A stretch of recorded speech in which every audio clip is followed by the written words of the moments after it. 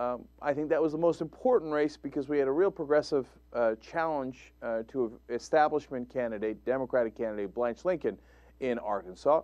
And it appeared that Blanche Lincoln was in some serious trouble and that Bill Holter looked like he might be winning that race.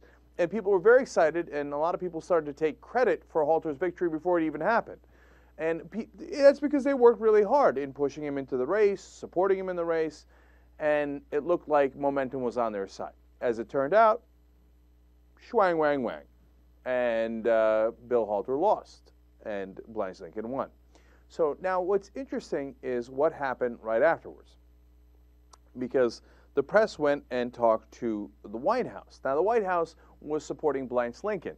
The unions backed Bill Holter here because Blanche Lincoln wasn't voting their way. So they figured, what do we have to lose? She won't vote for us anyway, right? It makes a lot of sense. Well, here's what one anonymous source said. Organized labor just flushed $10 million of their members' money down the toilet on a pointless exercise. They told Politico's Ben Smith this. If even half of that total had been well targeted and applied in key House races across the country, that could have made a real difference in November. It is inconceivable that Rahm Emanuel did not make that statement. Okay, the only conceivable person who could have made that statement that isn't Rahm is someone who works under Rahm Emanuel because it sounds exactly like him, right? And I was like, oh, I hope you enjoyed flushing your toilet. You should be helping us in tight races, okay? No, but look, the unions don't work for you. As they explained in that race, and as they're going to continue to explain to you. If you don't do anything for them, did they get card checked? No, right? That was their number one issue, to grow the unions. Okay, now my view on that is, doesn't matter. I get that no matter what my view on it is, that if you don't give somebody the thing that they want, well, they're not going to give you what you want, which is money to help your establishment candidates that keep voting against them. But that's the tip of the iceberg. On health care, they got screwed in 18 different ways. They didn't want an excise tax. The administration sided with the Republicans in giving them an excise tax. They wanted a public option. The administration laughed at them, didn't give them the public option. And the list goes on and on and on.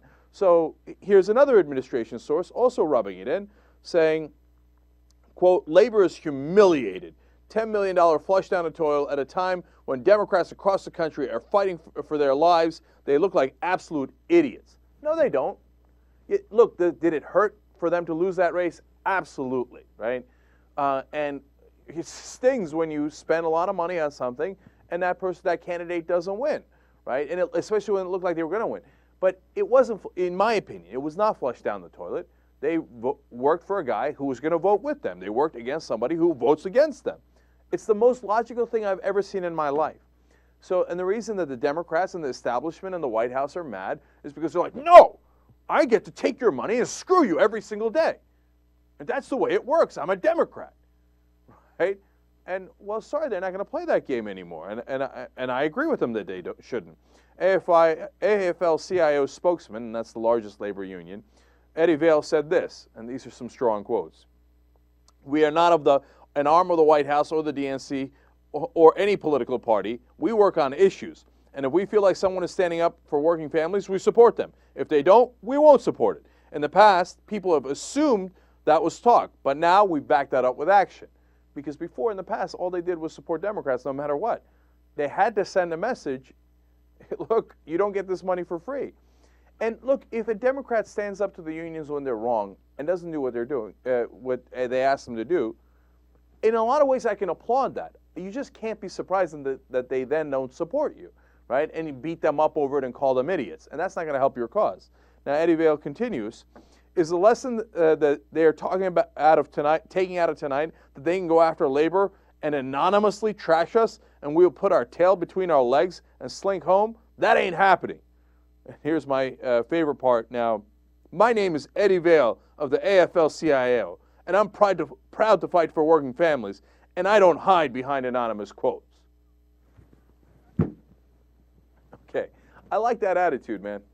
And if somebody doesn't teach the Democratic Party a lesson that you can't keep screwing over progressives, you can't keep screwing over people who voted for you, you can't keep screwing over people who worked for you, because Labor doesn't just give money. They get out the vote, and they work really hard to get out that vote, right? And for me, it's not about Labor, because they're not my uncle, right? For me, it's about, hey, are you ever going to do something you promised, right? Are you ever going to actually fight for progressive positions? Or is Labor right that you're just going to, as soon as you get in, go, ha, we used you and abused you, and we're never going to do anything we said, and you don't have any other choice. What are you going to do, vote for the lunatic Republicans? The fact that they took a stand on this is definitely a good thing. The fact that the White House spit in their eye is stupid, ridiculous, and petulant.